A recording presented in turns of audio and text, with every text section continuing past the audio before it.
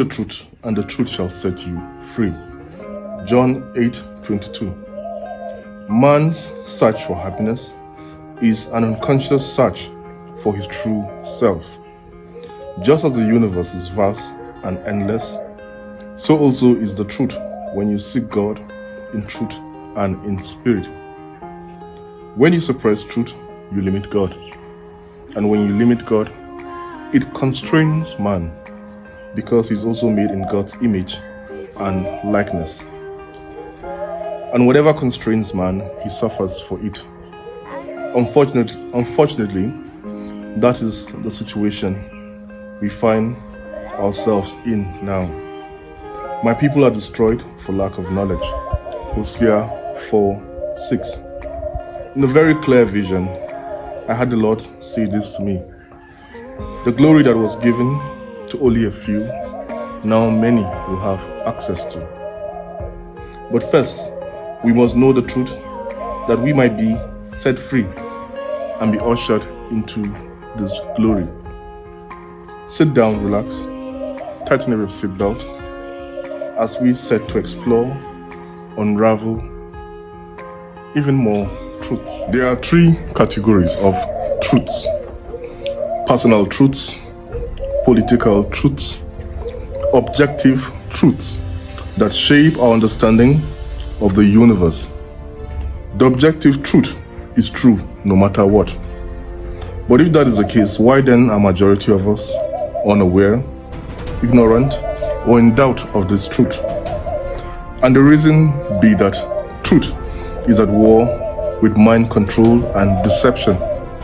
So to speak the truth is a combative act. I don't do this for the fame or popularity, but I do this because I see presenting the truth as a moral obligation, so that people can make informed decisions about what's going on in their lives and around them. Our Mother Earth is purging, but how can we heal her if the truth is being concealed from us? Satanism and the dark occult, this is something I have done intensive study, research on for many years now. Truth has been here for us to perceive, but the ego is in the way of the perception, however. Be of what I call as emotional mind control. Emotional mind control means that you are going to gauge information based on how it makes you feel, as opposed to looking at actual data and trying to determine whether it is true or not.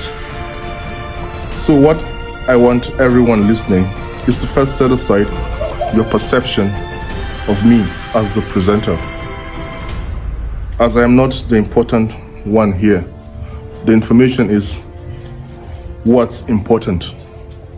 So don't get distracted by my beards, my voice, or any of that. All these things are trivial. Pay attention to the information and be consciously aware that if you reject information just upon how it makes you feel, that is a logical fallacy. You cannot gauge the veracity, the truthfulness of information upon a visceral emotional reaction that you may have to it in the moment. Well, if you wish to ignore this information that I am going to present to you today due to your own ego, it is at your own peril. You don't need to believe in something that someone else believes for it to have a profound impact in your life. I look at this behavior as possibly the most naive anywhere. To say I don't believe, I don't need to look at that stuff if it is real or not real. I don't think it will have any profound impact or effect upon me. That is equivalent to saying no one's crazy religious beliefs can affect me. even if it's violently act in a way it can do me extreme harm. I mean, that's insanity. There are a lot of religious extremists out there in the world that are ready to act upon their extremist, nonsensical belief system. It doesn't matter if you believe in what they believe or not. You don't need to believe, they believe in it, and they are ready to act upon it. This is just logical common sense. So please keep that in mind. Moving forward, let's look at the people who are currently running the world we live in. The word occult is derived from the Latin adjective occultus. It means hidden from sight. A lot of people think occult means evil. It does not and has never meant evil. It only means hidden. The Latin adjective occultus, meaning hidden, comes from the Latin verb occultare, which means to conceal or to keep secret. These terms are both derived from the Latin noun oculus, meaning eye. Occultism is related to vision. It relates to what we are seeing or capable of seeing, capable of perceiving or not perceiving. Charles Webster Leadbeater, an occultist from the 20th century, said, "How shall we define occultism?" The word is from the Latin word occultus, meaning hidden. So that is the study of hidden law of nature, since all the great laws of nature are in fact working in the invincible world for the indivisible world. Occultism involves the acceptance of a much wider view of nature than that which is ordinarily taken. The occultist then is the man who studies all of the laws of nature that he reaches or of which he can hear. And as a result of his study, he identifies himself with these laws and devotes his entire life to the service of evolution. This is what true occultism is. It is the recognition of the laws that ultimately govern the universe. It is the study of those laws, as we will be seeing in a moment, how they are operating in the physical domain as well as the metaphysical domain, the invisible domain. The scriptures tells us that God identifies himself as I am. He said, "I am not a man that I should lie. I am actually God."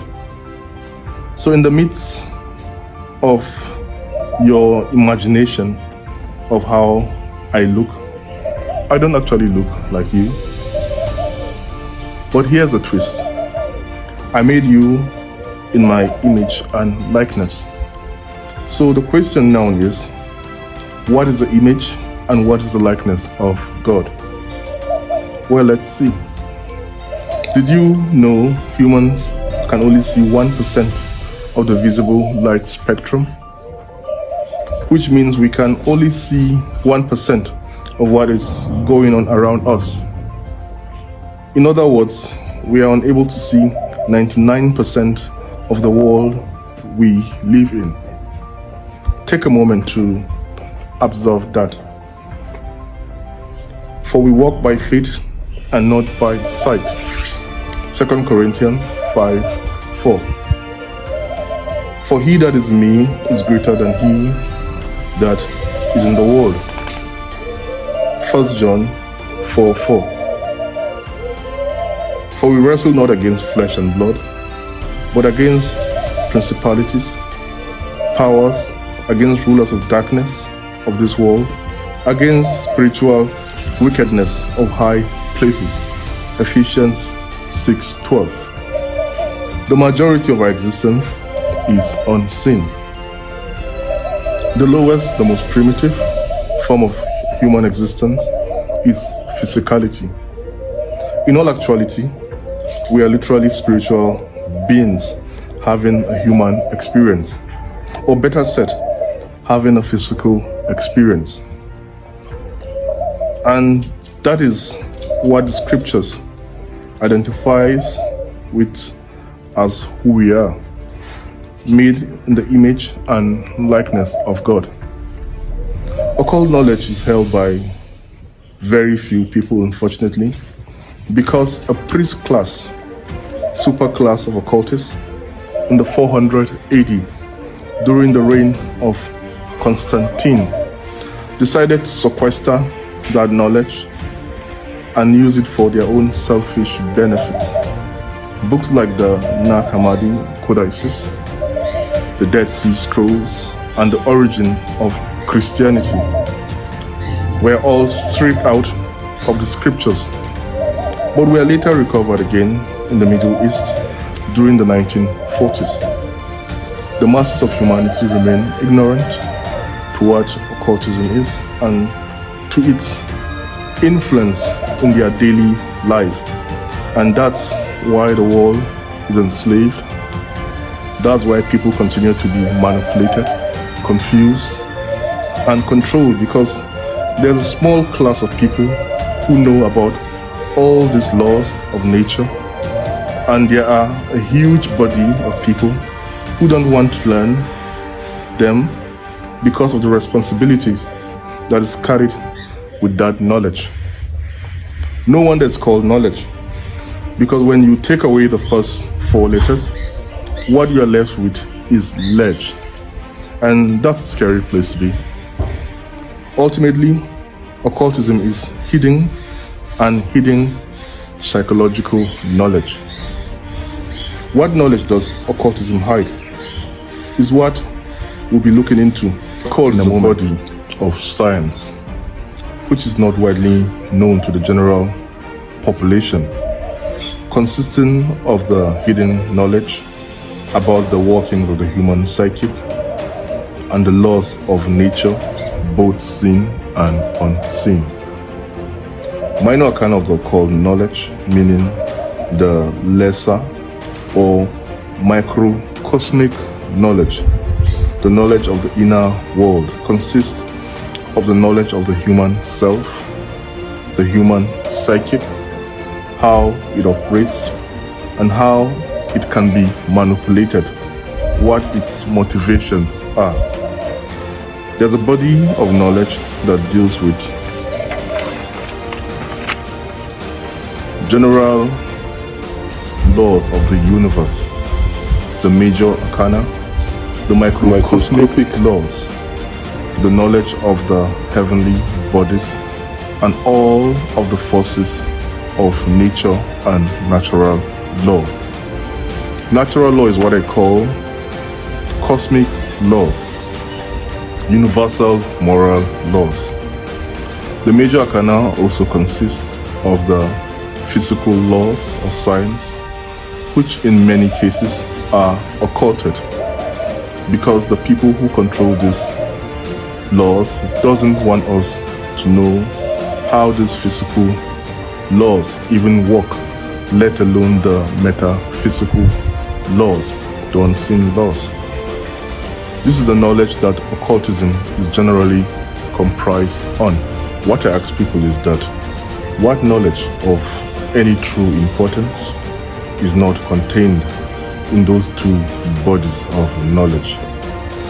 And if you kept these two bodies of knowledge away from people and you sequester it, how much of a number can you do on people who just remain in complete ignorance of that information?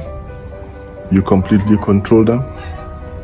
No, not completely, because there are a few of us that have refused to die in the desert of despair and be defined by the principles society has used to lock itself in a box. However, it's been done to a very large majority. Another thing people would be arguing and debating about is, don't look into that thing at all. That stuff is bad. Well, that have been dismissed as something bad because it's not. It just means hidden. What happens with it is determined by the kind of consciousness that individual or group of people are doing with that knowledge. How do we use it? That's the main question that should be asked. How is this knowledge being used? It's not that we shouldn't look into it or understand it. It is a natural tool as it is to all knowledge. All knowledge is natural. Nothing as good or bad knowledge. There's just knowledge and what you do with it. So the consciousness of that knowledge by the individual determine what that use of knowledge is going to be used for, good or evil. It is like taking a sharp knife and use it to prepare a healthy meal for your family and friends with it. Or you can take that knife and go and rob somebody at knife point. An act of corrosion and evil. It is the same knife, the same tool. Different consciousness hold the same tool for different purpose. People have to be grown up as to how they feel about occult knowledge. It is not something that's forbidden. The dark occult wants us to feel as though it's forbidden, so that we don't know what they know and start empowering ourselves with it. Occult knowledge is, however, a double-edged blade. The upper can be used for good, the uplifting of the human consciousness, or evil, manipulation, control, and slavery. I consider myself as the occultist, someone who tries to unveil and hide this information so that it can be given reach to everyone on equal basis, so that they can understand how it's being used and they can empower themselves with it. Now the playing field is leveled. That is real equality. That is going to be the pathway to real freedom. Dark occult always hide this information, this knowledge, for only one reason, which is to maintain power differential between those who hold this kind of knowledge and those who remain ignorant of it. Dark occult work through fear, manipulation to bring about compliance with their own selfish will. The dark magic. Their work is always done in secrecy, and it's constantly contravening the freedom and prosperity of all but themselves. They have completely infiltrated, permeated all institutions of work and walks of life on this planet. They maintain their control over the human population through their manipulation of these institutions. The manipulation and control is not only possible, but relatively easy for them to accomplish because of a structure they have set up on the face of the earth. This is based upon hierarchy and compartmentalization. Hierarchy means a chain of command or a chain of obedience. This is where lie the problem, the chain of obedience in hierarchy. Compartmentalization means that one hand doesn't know what the other hand is doing. All these groups seem to work completely in isolation from each other, but they are ultimately controlled by overarching agenda that knows how they are fitting together like a piece of puzzle. That's compartmentalization. These two things are the hallmark of all institutions, that one controls hierarchy and the other compartmentalization. These are the two potential outcomes on how things could go. When you think outside the box, do not think in the box, because that's where you have been thinking, and that's what has kept you where you are. Isn't it sad or even tragic to our society and even humanity as a whole to think because something has never happened could mean it will never happen? It's not who you think you are that's holding you back. It's who you think you are not that holds you back. It takes courage to be an immigrant. It takes courage to come off the familiar and being in an unfamiliar place. It takes courage to walk into an atmosphere you do not understand the protocol. Our civilization has survived for centuries because we have the adaptability to move, to change, to evolve. To be nomadic in our essence has produced our survival. For change is imminent in our society. Life is trying to reveal itself to us, but because we take it too seriously, it becomes a threat. Your greatest fear is not that you are powerless. Your greatest fear is that you are powerful beyond measure. It is time to tap into your true power. Reclaim your freedom. Reclaim your common sense. For we are not waiting on God. God is also waiting on us. The beginning of wisdom is realizing when it's time to leave. And we have to be ready to approach it with the thought of an immigrant. Have a beautiful day.